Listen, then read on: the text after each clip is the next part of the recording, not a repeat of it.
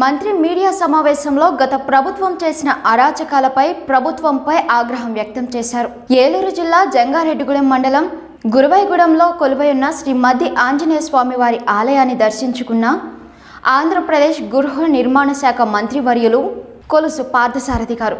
మంత్రివర్యులు మీడియా సమావేశంలో మాట్లాడుతూ గత వైఎస్ఆర్ ప్రభుత్వంపై ఆగ్రహం వ్యక్తం చేశారు. జీవితకాలం నేనే అధ్యక్షుడిగా ఉండాలని కలలు కంటున్న జగన్ కు ప్రజలు సరైన గుణపాఠం చెప్పారని అన్నారు. రాష్ట్ర ఆర్థిక పరిస్థితిని దృష్టిలో నూతన బడ్జెట్ ప్రవేశపెట్టి కూటమి ప్రభుత్వం రాష్ట్రాన్ని అభివృద్ధి చేస్తుంటే ప్రతిపక్షం కూడా లేని పార్టీ నాయకులు ఏదేదో మాట్లాడుతూ కాలం గడుపుతున్నారన్నారు. తల్లికి చెల్లికి రాష్ట్రానికి అన్యాయం చేసిన జగన్ ఈరోజు ఎక్కడ ఉన్నాడో కూడా తెలియని పరిస్థితి ఉంది అని అన్నారు. చింతలపూడి ఎత్తిపోతల పథకం పనులు త్వరగా పూర్తి చేస్తామన్నారు. అలాగే వైసీపీ నాయకులు మాట్లాడే మాటలు, వారు రాసే రాతలు చూస్తుంటే చూడ్డానికి కూడా సిగ్గువేసే పరిస్థితి వచ్చిందన్నారు. త్వరలో జర్నలిస్టులకు ఇళ్ల స్థలాలు మంజూరు చేస్తామన్నారు. గత ప్రభుత్వంలో విధ్వంసం చూశామని, ఇప్పుడు రాష్ట్ర అభివృద్ధిని చూస్తారని, గత ప్రభుత్వంలో పంచాయతీ నిధులను సైతం మింగేశారని, డిప్యూటీ సీఎం పవన్ కళ్యాణ్ పంచాయతీలకు కావాల్సిన నిధులను కేటాయించడంలో నెంబర్ 1 స్థానంలో ఉన్నారని అన్నారు. మన యువకులు ఉన్నారు, వీరందరి సహకారంతో ఈ రాష్ట్రాన్ని నెంబర్ 1 స్థానానికి తీసుకెళ్తారని చెప్పేసి మనం చేస్తాను. అదేవిధంగా మరి పామాయిల్ రైతులకు కానివ్వండి, మరి కొబ్బరి రైతులకు కానివ్వండి, కోకో రైతులకు కానివ్వండి, వరి రైతులకు కానివ్వండి, వాళ్ళకి గిట్టుబాటు ధరలు వచ్చే విధంగా చర్యలు తీసుకోవాలని చెప్పేసి ముఖ్యమంత్రి గారు చాలా స్పష్టంగా ఆదేశాలు ఇచ్చారు. అందుకనే మరి ప్యాడీ ప్రొక్యూర్మెంట్ కూడా అనేక ప్రాంతాల్లో పిపిసి ప్యాడీ ప్రొక్యూర్మెంట్ సెంటర్స్ ప్రారంభించాం. రైతులు, కార్యకర్తలు, రాంబాబు గారు, మురళి గారు లాంటి పెద్దలు కూడా ఏం జరుగుతుంది అంటే ప్రభుత్వ ఆలోచన వాస్తవంగా ప్రజల్లోకి అధికార యంత్రాంగం చేస్తుందా లేదా అనే దాని మీద ఒక దృష్టి పెట్టాల్సిన అవసరం ఉందని చెప్పేసి నేను భావిస్తా ఉన్నాను. ఎందుకంటే రైతుకి మేలు చేయాలనేది ప్రభుత్వం యొక్క లక్ష్యం. ఆ అమలు చేసే విధానంలో ఏదైనా తప్పులు జరిగి వారికి న్యాయం జరగకపోతే మనం దాన్ని ఏ విధంగా సరిచేయాలని పెద్దలందరూ కూడా ఆలోచించి మాకు సూచన చేయాల్సిన అవసరం ఉంది. మరి రైతులకి మరి మేలు జరగాలి, గిట్టుబాటు ధర రావాలి అని చెప్పేసి కూడా మేము ఆశిస్తా ఉన్నాం. మరి ల్యాండ్ ఎక్విజిషన్ కూడా చింతలపూడికి మరి సరసమైన ధరలు కావాలని మొన్న రాంబాబు గారితోనూ మురళి గారితో కూడా ధరలు ఏ విధంగా ఉన్నాయి, రైతులు ఏం ఆశిస్తున్నారు, రైతులకు ఉన్న నష్టం ఏంటి, వాటన్నిటిని కూడా పర్సనల్గా మాట్లాడి వీరి సమాజం కూడా తీసుకున్నారని చెప్పేసి మనం చేస్తాం. ఇంకో పక్క రాష్ట్రం గురించి ఎంత కష్టపడతా ఉంటే జగన్మోహన్ రెడ్డి గారు తప్పులేదు. సోషల్ మీడియా అనేది ఒక బలమైన శక్తి.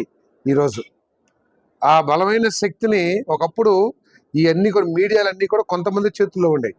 కానీ ఈరోజు అత్యంత సామాన్యుడు కూడా తన అభిప్రాయాన్ని కానీ తను లేవనెత్తాల్సిన అన్యాయాలను కానీ లేవనెత్తడానికి సోషల్ మీడియా అనేది ఒక బలమైన ఆయుధంగా మారింది. అటువంటి ఆయుధాన్ని మంచిగా వాడుకోవాలి తప్పితే ఎప్పుడు కూడా ఇంత నీచంగా దిగజారి వాడాల్సిన అవసరం లేదని చెప్పేసి నేను భావిస్తా ఉన్నాను. ఈరోజు నిన్ననే నాకు చూపించారు ఒక సోదరుడు, నాకు దాని మీద అవగాహన తక్కువ అయితే చూపించాడు. ఆ భాష చదువుతానికే సిగ్గేసేంత పరిస్థితి. రాజకీయ నాయకుల కుటుంబ సభ్యుల్ని టార్గెట్ చేస్తూ వాళ్ళు చేసే కార్యక్రమాలు ఏదైతే ఉన్నాయో అది నిజంగా సభ్య సమాజం వాళ్ళంతా కూడా తరిమి కొట్టాల్సిన పరిస్థితి అని చెప్పేసి భావిస్తా ఉన్నాను. మనం ఏదైనా సరే మన తల్లిని, చెల్లిని, ప్రతి మహిళని కూడా గౌరవించే సంస్కృతి మన తెలుగు జాతిలో ఉన్న విషయం, మన భారతీయ సంస్కృతిలోనే ఉంది.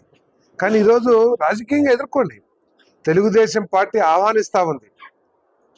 మీ విమర్శల్ని కానివ్వండి, మా వల్ల ఏదైనా తప్పులు దొరుకుతుంటే కానివ్వండి, పరిపాలన లోపాలు కానివ్వండి, లేదా పరిపాలన మెరుగుపరచడానికి, ప్రజలకి మేలు జరగటానికి మీరు ఎటువంటి సూచనలు ఇచ్చండి, దాన్ని ఆహ్వానిస్తాం. కానీ మీ చేతిలో ఫోన్ ఉంది లేదా సోషల్ మీడియా ఉందని చెప్పేసి రాజకీయ నాయకుల కుటుంబ సభ్యుల్ని, ప్రత్యేకంగా మహిళలు కించపరిచే విధంగా చూస్తూ ఊరుకోదని చెప్పేసి మనం చేస్తా ఉన్నాం. కఠినాతి కఠినంగా శిక్షించడానికి ప్రభుత్వం సిద్ధంగా ఉందని చెప్పేసి కూడా మనం చేస్తాం. సామాన్య ప్రజలను కూడా INPR డిపార్ట్మెంట్లో కూడా మేము ఒక కార్యక్రమం తీసుకోబోతా ఉన్నాం. మొత్తం అన్ని జిల్లాల్లో కూడా ఈ కాలేజీ స్టూడెంట్స్ని, మహిళల్ని, ఆడపిల్లల్ని పిలిచి ఈ అవేర్నెస్, సోషల్ మీడియా మీద అవేర్నెస్ కార్యక్రమం పోలీస్ డిపార్ట్మెంట్తో అంతా చేసి ప్రభుత్వ కార్యక్రమంగా ఒకటి చేద్దామని చెప్పేసి భావిస్తా ఉన్నాం. సోషల్ మీడియా మంచి చెడుల గురించి, అదేవిధంగా మహిళల ప్రత్యేకంగా చిన్నపిల్లల మీద జరుగుతున్న దాడుల గురించి వీటన్నిటి మీద అవగాహన చేయడానికి ఐఎన్పిఆర్ నుంచి ఒక కార్యక్రమాన్ని కూడా తీసుకోబోతున్నామని చెప్పేసి మనం చేస్తూ మరి తప్పకుండా ఇక్కడ శాసనసభ్యులు కానీ పార్లమెంట్ సభ్యులు కానీ ఈ నియోజకవర్గ అభివృద్ధికి బాగా కృషి చేస్తా ఉన్నారు. మన ఎంపీ గారు కూడా ఢిల్లీలో వారికి ఉన్న అవకాశాలను వినియోగించి రైతులకు మేలు చేయడానికి, అదేవిధంగా నియోజకవర్గ సమస్యల్ని అసెంబ్లీలో లేవనెత్తి మన శాసనసభ్యుల వారు కానివ్వండి, మరి ఇక్కడ జనసేన కార్యకర్తలు ఇక్కడ మన ప్రభుత్వాన్ని పటిష్టం చేస్తానికి కృషి చేస్తున్నందుకు వారికి ధన్యవాదాలు తెలియజేస్తూ, ప్రత్యేకంగా పవన్ కళ్యాణ్ గారు కూడా చాలా చిత్తశుద్ధితో ఈ రాష్ట్రాన్ని అభివృద్ధి చేయాలి, ప్రజాస్వామ్య విలువల్ని మళ్ళీ పాదుకొల్పాలనే విషయం మీద ఆయన చాలా పట్టుదలతో ఉన్నారని చెప్పేసి మనం చేస్తాం.